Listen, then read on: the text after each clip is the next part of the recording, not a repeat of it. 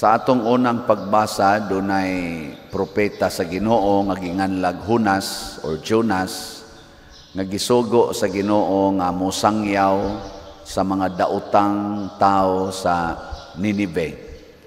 Aning Ninive sa una mao kuno ni ang kinadak-ang syudad nga daghan jud kaayong tao, kay tulo ka adlaw gud ang pagbaktas sa tunga lang og imong lakawon, tulo ka adlaw nga baktas purtig yung dakuha.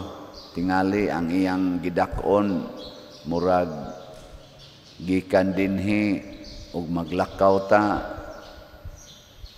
lakaw lang yung tinarong, murag abot siguro ta sa tulo ka adlaw lakaw ba, asa ka moabot das pahuway abot siguro saman karkar sobra pa. Kung ato yung lakawon lang yun ba, suway ninyo lakaw sila si Kuan Father Scipio, sila si Kapitan Joel, Mayor Panasunas Joel, naglakaw sila gikan dito Badyan padong din hinapo kaadlaw pahuway lagi. Daan ang pahuway kanang ihap tulo ka adlaw lakaw dagin ang pahuway. So tingali abot siguro tingay Cebu City ra tingali. Kotob ra tingay Talisay das pahuway. Pero dako-dako gyud tadlason ra man imong tunga. Dako gyud nya imo nang ituyok. Pertin dako Pero mga makasasala si Hunas tungod kay naa naman siya kalagot sa taga Ninive, gusto niya nga dayonon gyud patay sa Ginoo silang tanan, kay buangon gyud kayo. Motong imbis nga muadto siya sa Ninive, nisakay siya og barko padong nangadto sa Espanya o palayo sa Ninive. Oy, gihangin man og maayo. Hapit naman noon mga matay ang tanan nga iyang nakuyugan, hangtod nga na-identified nga siya gidi ay maoy hinungdan nganong nikalitong Subasko, tong bagyo. Motong sa dihang hapit na mga matay ang mga taong way labot sa kinabuhi sa misyon ni Hunas, maamong sila nakarealize si Hunas or Jonas nga may pag ako'y mamatay sila mabuhi. Motong ingon siya, ilabay lang ko sa dagat aron dili na ipadayon ning Subasko, kay nasuko gyud ang Ginoo nako nya maapil na noon mo. Motong gilabay siya sa dagat og nilinaw ang bagyo or Subasko. Makapangutan na sa tabakin sa kay hinungdan sa linog, no? Kaya atong ilubong na to ba aron di na mulinog kana bang mga hinungdan sa linog bitaw kani mga bagyo, mga linog, kinsa kay hinungdan ani nga maamong bitaw ang mga way labot, maamong ba ato na lang silang ilubong siyuta para di na mulinog, no? Gilingya imong tupad na dili ka ikay hinungdan ato.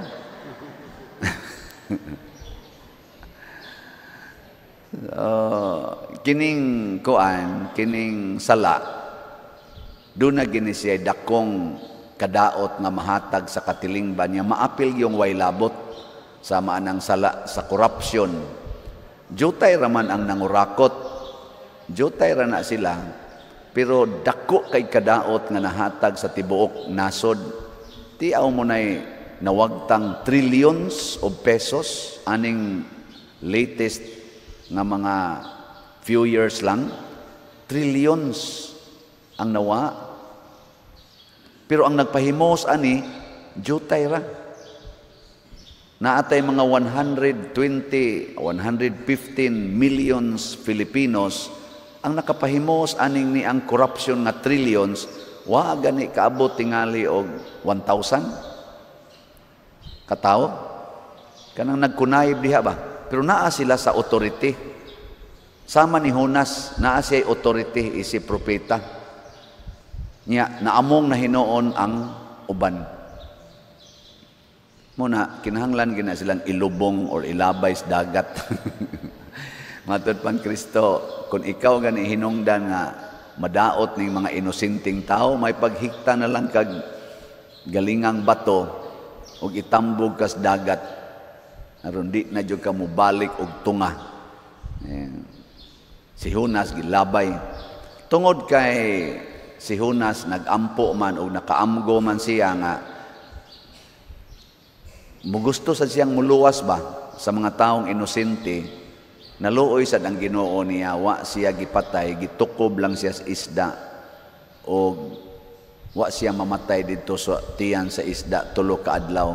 Naghimog milagro ang Ginoo og gisugo sa Ginoo ang isda nga iluwa si Jonas didto sa baybayon sa Ninibe. So ang gisakyan ni Jonas padong sa Ninibe dili na barko, isda na. Ang gayo kana wa nay plite. Wa nay plite. Anindot kayo. Nya safety pa kay nga naman nasa stiyan god. Pag abot ito giluwa dayon siya sa isda. Ang akong nalingawan kay ingon diri pagsultis unang pagbasa, og gisugo sa Ginoo ang isda pagtukob ni Jonas og pagluwa niya didto sa baybayon og mituman niini ang isda. Kinsa may mas buotan, si Jonas o ang isda? May pagmahimo na lang mong isda. Kita ba, mas may pagmahimo na lang tang isda kay mutuman pa. Kay kamo, bisag unsaon na to ingon palit mog slat. Asus, gahiag yun, gahiag yun. May patingaling isda o ato sugoon, palit patingali dayo, no? Buotan. Ana man gina ang tao musupak Diyos Ginoo tungod kay gigasahan manggod taog free will. Ang isda wa may free will, ang mga hayop wa may free will. Kita ra ginaa ana kanang itawag natog freedom. Mao nang gamito nato ang atong freedom pagdesisyon nga sundo nato ang Ginoo, dili ang demonyo. Ilingi ay mong tupad. Inakinsa gisagad ni mong sundon, ang Ginoo o ang demonyo. Kung magsige na kagyaw-yaw sa imong bana, ikaw asawa, si kagyaw-yaw sa imong bana, kinsa may imong gisunod? Yang nakaapan ra ba, gikan ra ba kang nisimba? Unya gayaw-yaw na ka dito, pastil lang. Di malasa na. Muna, freedom. Yes, natay freedom. Ang atos ang authority, gibutang na sila sa Ginoo diha, pinaagi sa gahom sa eleksyon. Ang uban ana, tinikas. Ang uban, tinarong. Kanasang nanikas, nakapanikas na sila tungod kay naasa sila sa authority. Ang wa sa authority, wa man gito kapanikas. So kanang nakalingkod sa atong panggoberno nga wa sa authority, makaingon tang wa na manikas. Pero kanang nakalingkod nga naas authority na daan, unya buangon kay tanan, dili kayo paboritos mga tao, unya nidaog, labi na ginang napildi gyud sa counting sa eleksyon nya karon nilingkod na hinuon. Unya do na nidaog sa eleksyon na counting gyud nya na gidisqualify na hinuon. Kana mao nay tikas diha sa atong kumilik. Usa ka dakong tamparos sa atong freedom of suffrage. O suffrage ba na? Suffrage? Suffrage or suffrage? Ano nga pag-pronounce? Suffrage. Kana bang, mo man ano? Kanang mo butar ta. The right to vote. Tamparos kay na sa mga taong ni-elect adtong Duterte Youth o kadtong congressman sa Manila nga na-elected kasi nga ato. Unya, kausara gidisqualify sa kumilik. Ang kumilik nga mediator lang sa eleksyon, maoy ni disqualify sa gi-elect. Ingon ana ka, makauuwaw ba ang atong paggamit sa atong gahom. Nganong gipaapil man tos eleksyon nga i-disqualify ra man daig budaog. Ang Vice Presidente nga gibutaran og 32 million votes nga mo'y highest votes so far in the history of election nato din his Pilipinas, nga nakuha sa usa ka top position na sa atong nasod, second to the president, gi-impeach lang sa 200, pila to kabok silang congressman, 215 ka mga congressmen kuno kay gi-impeach nila against sa 32 million. Hawd kay ba ang atong paggamit sa atong kunuhang authority? Ug mao na ang impact karon, naglisod gyud ta. Mao sad to si Jonas, tungod sa iyang pag-abusar sa iyang authority, si propeta, naglisod na hinuon ang iyang gikuyugan nga sakay sa barko. Mura ta ang Pilipinas, mura tag usa ka barko ba, gisakyan tag mga buangon nga mga leaders. Mo nang hapit na ta malunod tungod sa utang.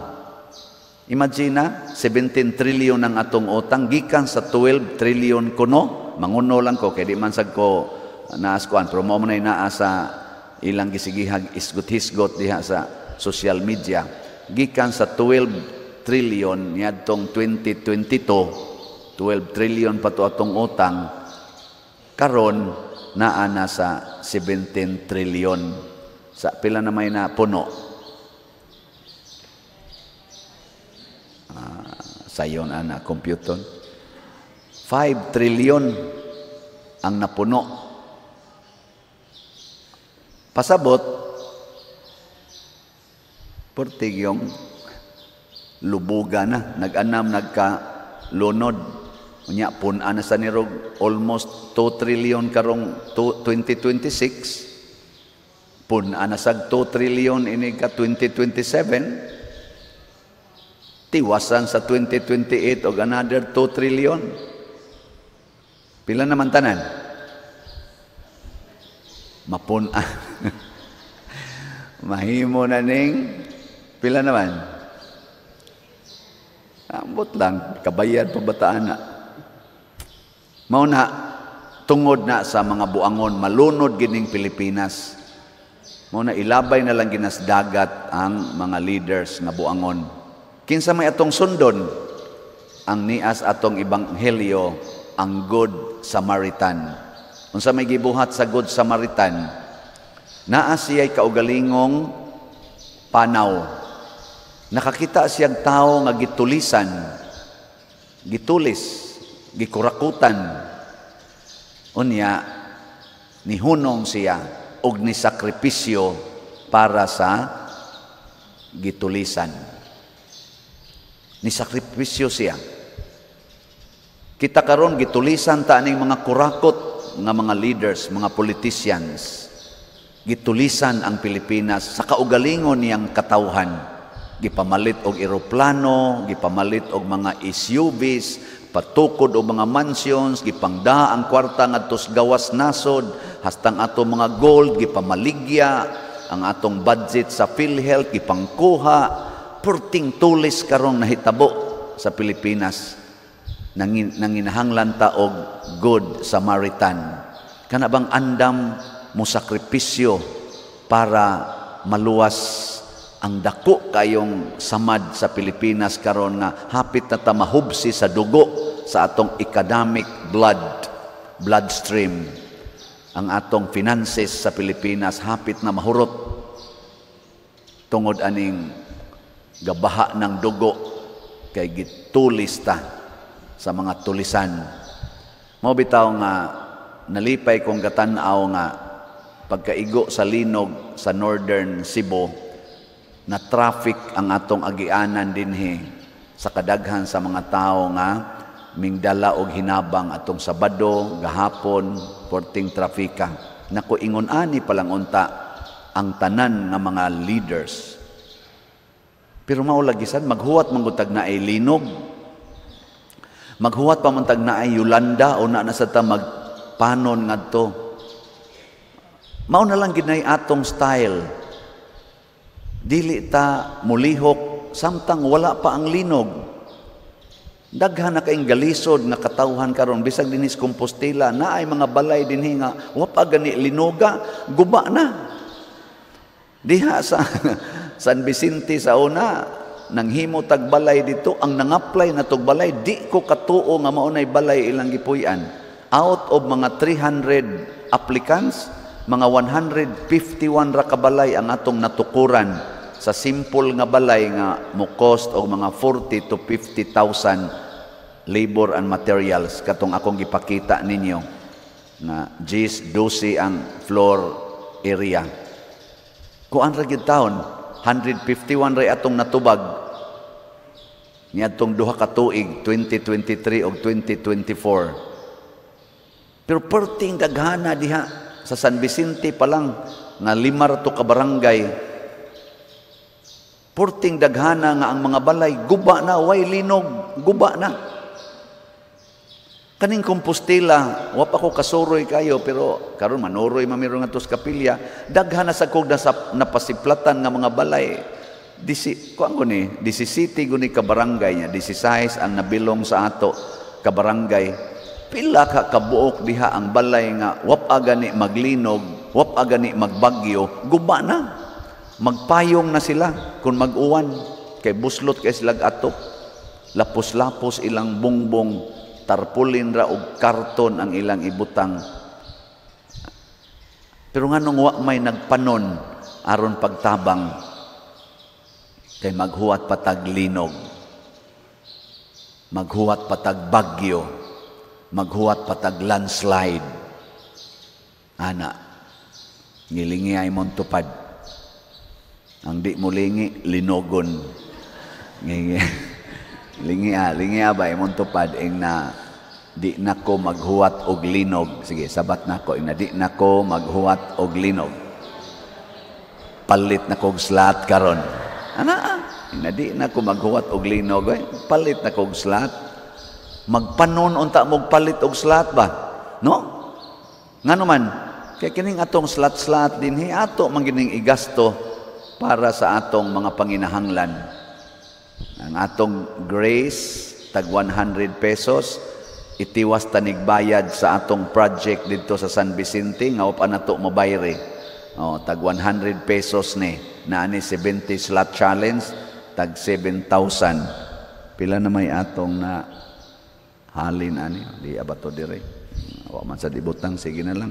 Wa na lang to siya labot sa atong kinabuhi. Wa dire, sige. Basta mauna ang grace niya, palit mo na, magpanon tagpalit niya nga to dinhing PPSC para sa ato mga proyekto dinhi. Nakita naman ninyo, daghan naman tag nahimo dinhi ro mga projects sa atong 2 months. Tag 100 pesos sa naasa na 162 slot challenge nga tag 16,200 niya ang atong itabang dito sa atong mga naigo sa linog o sa uban pang panginahanglan dito. Atong itabang anang Northern Cebu ato paninggitigom, tag 100 pesos gyapon ang sa toy meaning anang DPR, Divine Powerful Response. Di ba? Sige, magpanon tagpalit ani. Di na nato usikan, makita gina ninyo unsay atong gigamitan.